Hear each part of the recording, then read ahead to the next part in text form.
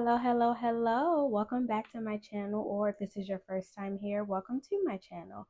My name is Shanta, and today we're going to just jump right in to another story that I found that was absolutely heartbreaking. I myself had never heard of, and I'm sure most of you have never heard of this story either, or may have forgotten about this story. It happened back in the 90s, and it is the case of Shilie Turner.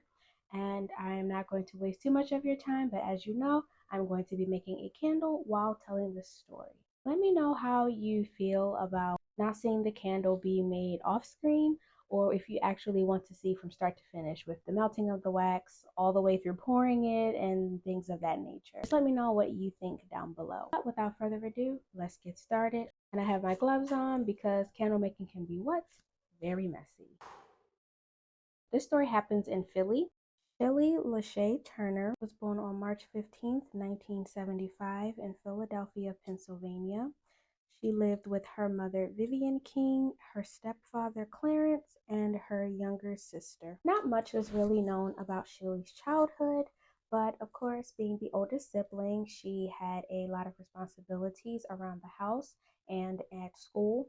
She had to help take care of her younger sister on top of doing her extracurricular activities at school, which included track, which she excelled at. She was an amazing track star by all accounts. She was the track star of her high school, William Penn High, and everyone just was in awe at how amazing of a runner she was. She was even so good that she had offers from Clemson University and Auburn University based on track.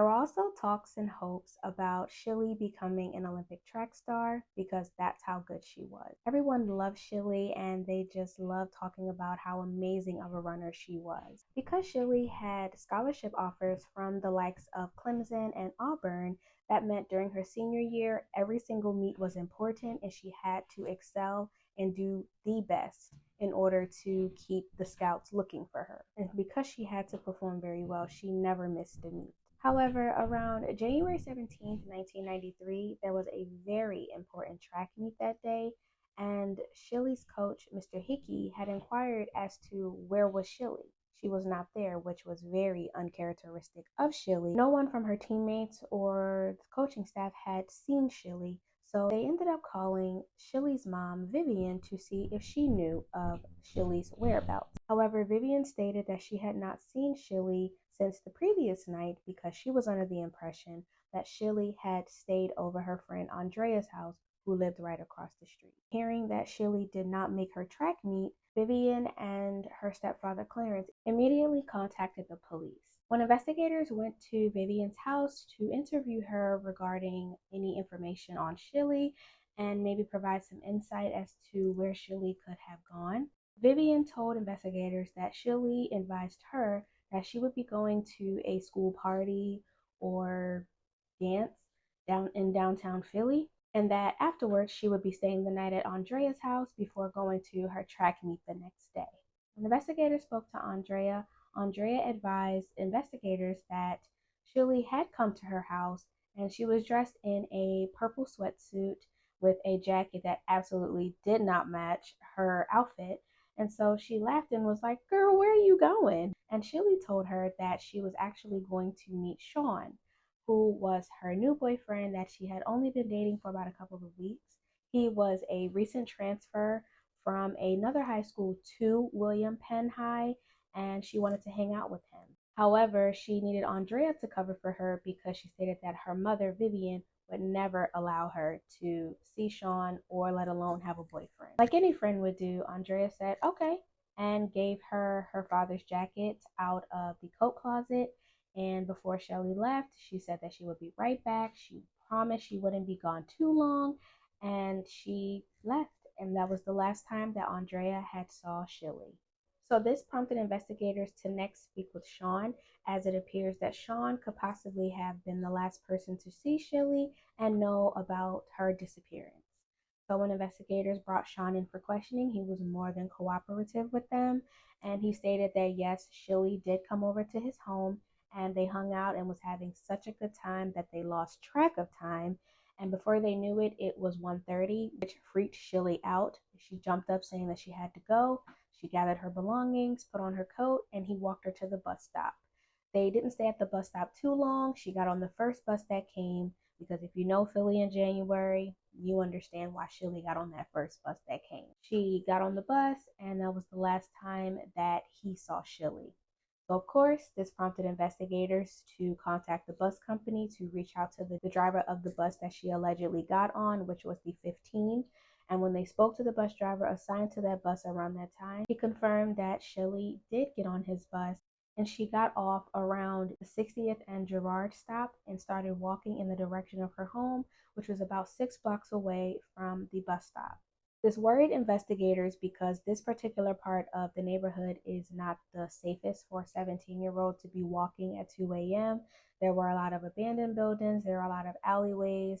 So investigators receiving this information, corroborating Sean's story and the bus driver's story, they cleared Sean of having anything to do with Shilie's disappearance, and this prompted them to investigate the abandoned buildings, the alleyways, and any cracks or crevices that a body could fit into looking for Shilie. Unfortunately and fortunately for them, they could not locate her in any of these abandoned buildings, alleyways, crevices, and cracks, so they continued investigating Shilie's disappearance. While the police were doing their investigation, Vivian hit the streets to get the public to know and be on alert about Shilie's disappearance. She reached out to local newspapers, radio stations, everywhere to get Shilie's story out. The community immediately rallied behind Vivian, especially parents, because they thought, what if this was my daughter? I would want someone to be out there helping look for my daughter as well. And that's exactly what they did. The community also raised a $6,000 reward for any information leading to the safe return or any answers into Shilie's disappearance. When the reward came out, there were a flood of tips that came in, but none of those tips proved to be fruitful at all. At a standstill in the investigation, the investigators reached back out to Vivian and urged her to think really, really hard about any details that she may have forgotten or overlooked that could help aid in finding Shilie. This prompted Vivian to point investigators into the direction of Shilie's track coach, Mr. Tim Hickey. She pointed investigators to Mr. Hickey because she felt that it was very unusual for Mr. Hickey to spend a lot of the time that he did spend with the girls and spending with each girl individually. She thought it was really weird and thought that he may know something or may have actually been involved with Shilie's disappearance. Investigators looked into Tim Hickey and for his whereabouts the night that Shilie disappeared. They found that he had an airtight alibi and he was actually seen by multiple people during the time that Shilie went missing. And so he was also not believed as having anything to do with Shilie's disappearance.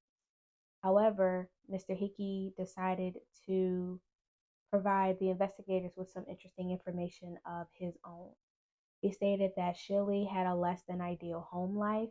She dreaded going home and actually preferred to not have to go home. Of course, he didn't really think too much of it. He just chalked it up to normal teenager and parent conflicts that most teenagers have any time with their parents in high school. So again, he didn't really look too much into it, but he did think that it was important to tell investigators. The conflicts wasn't really with both her parents, Clarence or Vivian. With Shilie and Clarence, it was kind of just like a cohabitation. And with Vivian, it was more so of the conflict there. After speaking with Tim Hickey and essentially clearing him of any suspicion, Andrea reached out to the police to give a troubling tip. She stated that she saw Clarence one day leaving his home in the jacket that she gave Shilie the night that she disappeared, which left the question, well, how could Clarence be wearing the jacket if Shilie never made it home? So with this tip, investigators brought Clarence in to question him. And he initially was confused as to what relevance the jacket that he was wearing was with Shilie's disappearance. He stated that it was just grabbed whatever jacket was closest to the door on his way out, and he did not even know whose jacket it was. But of course, Andrea recognized the jacket as her father's jacket, the one she gave Shilie the night that she disappeared. Investigators asked him straight up, did he have anything to do with Shilie's disappearance, and he said no. He was asked where was his whereabouts the night that Shilie disappeared, and he stated that he was home sleeping because he had to get up for work at 4 in the morning delivering newspapers. He got up around 3 o'clock, 3:15 ish, and investigators looked into his alibi and it checked out. He did start his work shift on time at 4 a.m. and with Shilie believing to have gotten off the bus, per what the bus driver said, Shilie got off the bus around 2:30, so that wouldn't have left him with too much time to do something to Shilie and then return to work on time. Though it was highly unlikely, this did not immediately clear Clarence from being involved with Shilie's disappearance.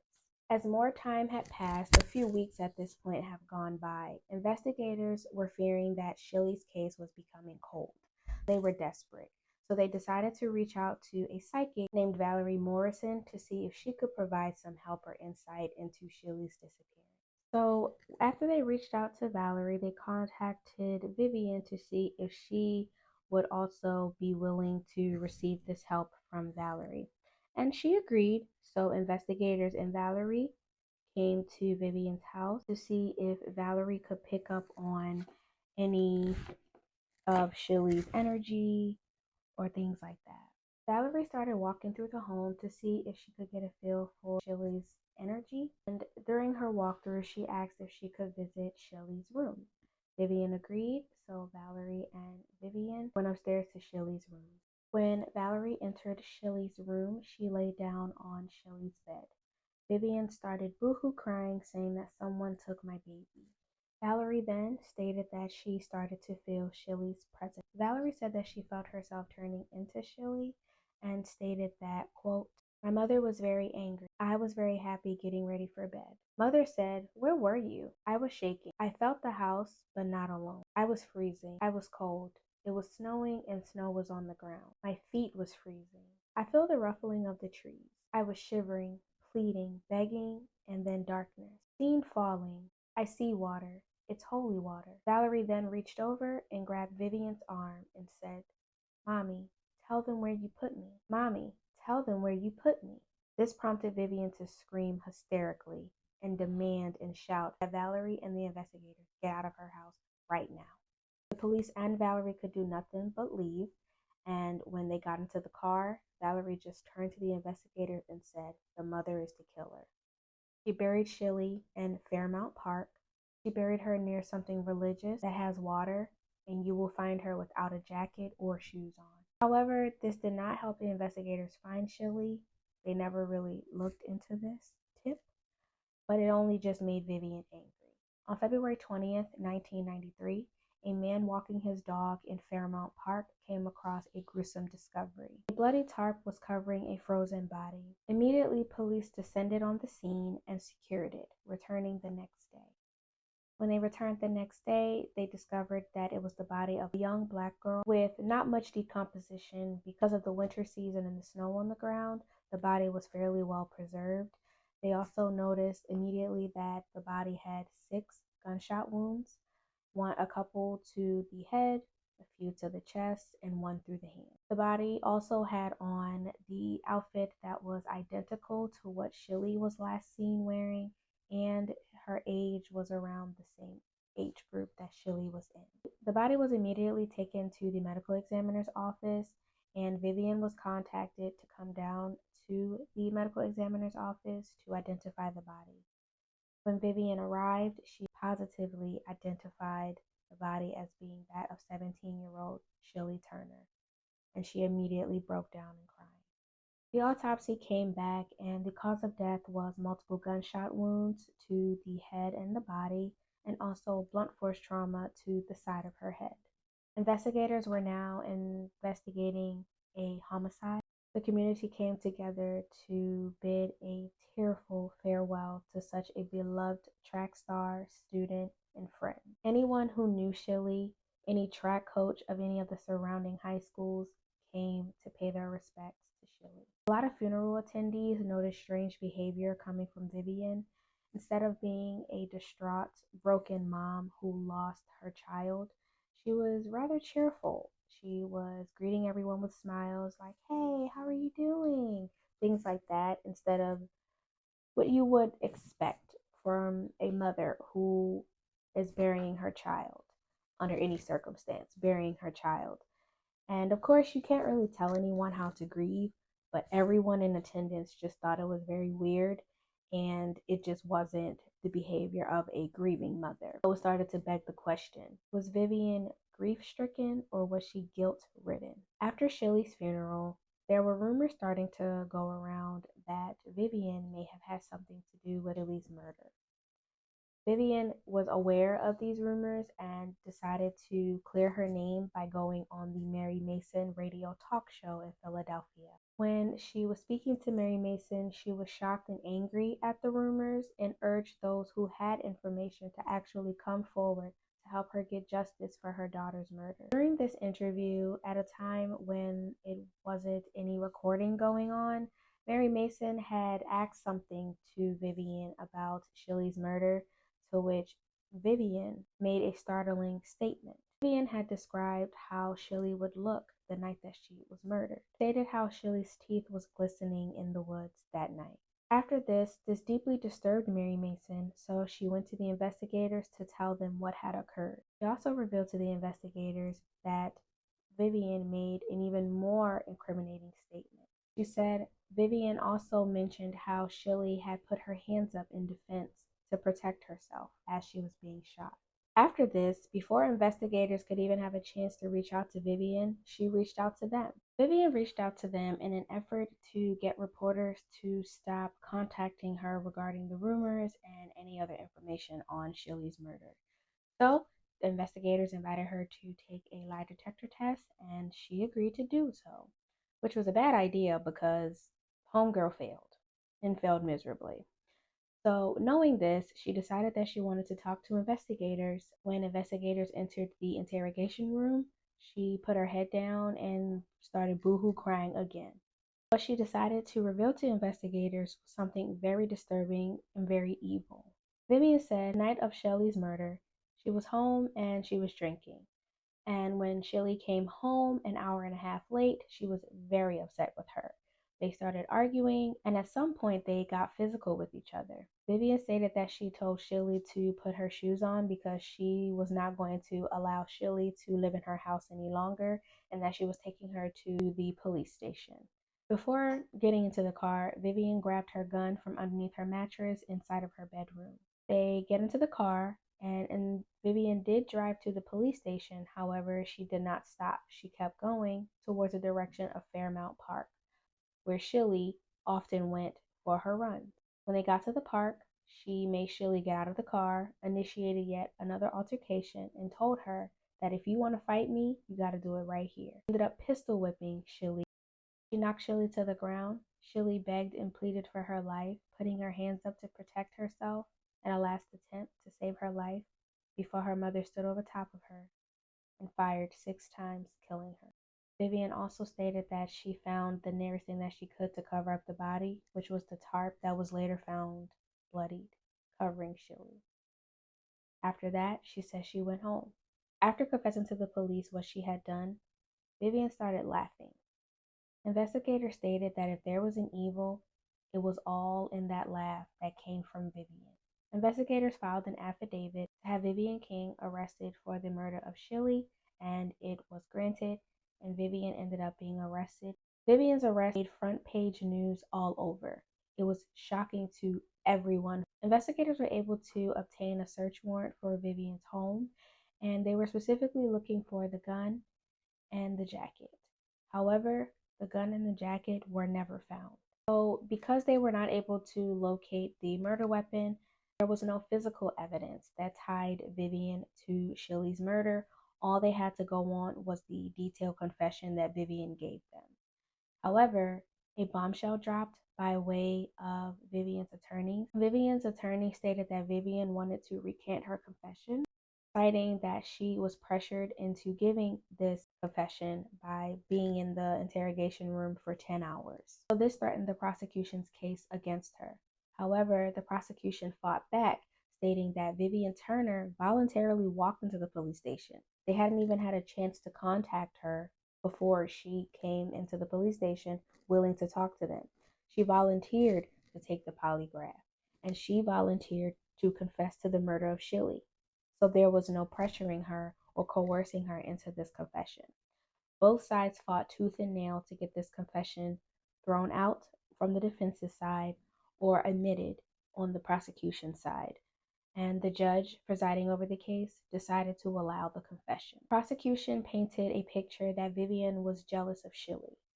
Vivian also ran track in high school, but she was not nearly as good as Shilie was. And even though Shilie was an exceptional track star, Vivian never came to not one of Shilie's track meets. They said that the night in question pushed Vivian to snap and kill Shilie in a jealous rage. Shilie had medals that showed just how good she was, and Vivian could not stand it. And it was also revealed in the trial that Shilie actually begged for her life. She begged for her mother to stop and to not kill her. However, Vivian callously stood over top of her and did it anyway. Vivian ended up actually testifying in her own defense. And while she was on the stand, she was a complete train wreck. She contradicted herself multiple times on the stand and also was very inconsistent with what witnesses had stated.